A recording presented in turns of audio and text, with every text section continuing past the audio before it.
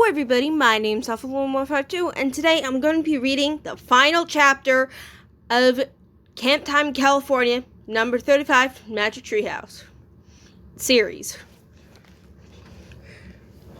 Chapter 10, Wind in the Trees. John and Annie whirled around to look. The shaggy brown bear was walking slowly toward the campfire. It stopped and stared at the three of them.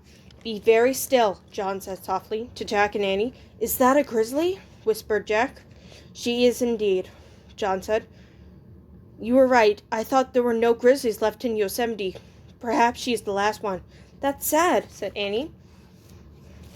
"She's beautiful, isn't she?" John said. "Can you sketch her for me?" "Yes," whispered Annie. She reached to her pocket and took out her sketchbook. Though he was scared of the bear, Jack did the same. The grizzly didn't move.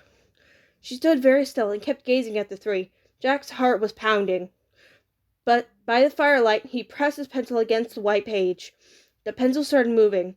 Soon Jack had sketched the outline of the bear. He then drew clumps of shaggy brown fur and big paws and claws. He darkened the bear's nose and ears. By the time he finished his sketch, Jack wasn't afraid of the grizzly anymore. The bear was beautiful, just as John had said. The grizzly huffed and shook her large head. She directed her gaze at Annie and stared at her. "Okay, I'll tell them," Annie said to the bear. The bear huffed again. She then turned to lumbered back the way she came.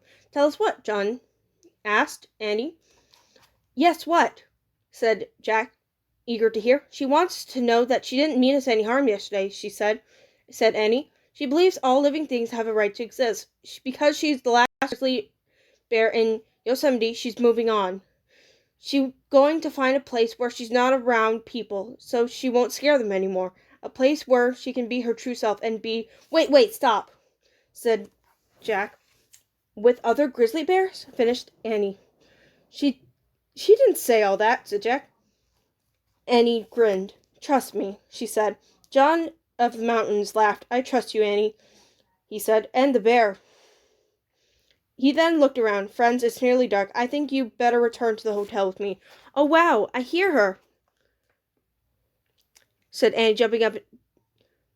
She stared at the forest. I hear her calling us." "Who, the bear?" said Jack. "No, Morgan, our teacher. She's here. I just heard her call out our names from beyond the trees," Annie shouted at the woods. "Hold on, Morgan, we're coming. Stay there." "Oh, right," said Jack. He jumped up. "Our ride's home is here, calling us from beyond the trees." "I didn't hear anyone," said John. "Really?" "Yes, but to be honest, I don't hear people as well as I hear nature," said John. "I'll wait here by the fire for a while. If you don't soon find your teacher, promise you'll come right back." "We will, thank you," said Jack. "Thank you for everything, for bringing us back here for a great camping trip." "We'll never forget you, John," said Annie. Please take our sketchbooks as a gift, and say goodbye to President Teddy for us." Jack and Annie handed their sketchbooks to John of the Mountains. "Thank you, friends. I will treasure these," he said. "Have a good trip home." "You too, John. Bye," said Annie. Then she called toward the giant trees. "Coming, Morgan." She grabbed Jack's hand and pulled him deeper into the forest. "There," said Jack. He and Annie ran to the rope ladder hanging on the other side of the giant tree. Annie started up. Jack followed. They climbed up through the dark, step by step, until they finally reached the top of the sequoia. By the time they slipped inside the treehouse, the sky was filled with stars. The leaves of all the big trees were shaking. Far below, they could barely see the glow of John's campfire. "Goodbye, John of the Mountains. Goodbye, California," Annie said softly. "Goodbye, President Teddy, and mules, and the last grizzly bear." And while Annie kept saying her goodbyes, Jack started to hear a humming sound. The sound seemed to be coming from the wind-blown trees. "Annie, listen," said Jack. "Goodbye, Douglas Squirrel, Alphin Butterfly," said Annie. "Waterfall and stars." "Annie, listen," said Jack. Annie stopped talking and listened to the rustling leaves of the giant trees. More and more sounds filled the evening air. Strange, wearing sounds of all the living things of Yosemite. The wind stirred the voices together, blending them into one timeless, wordless song. The song grew louder and louder until it was nearly deafening. Then suddenly it softened, died down, and stopped. What was that? Jack said with wonder. He never heard anything like it. Nature's song, said Annie. The song that John hears.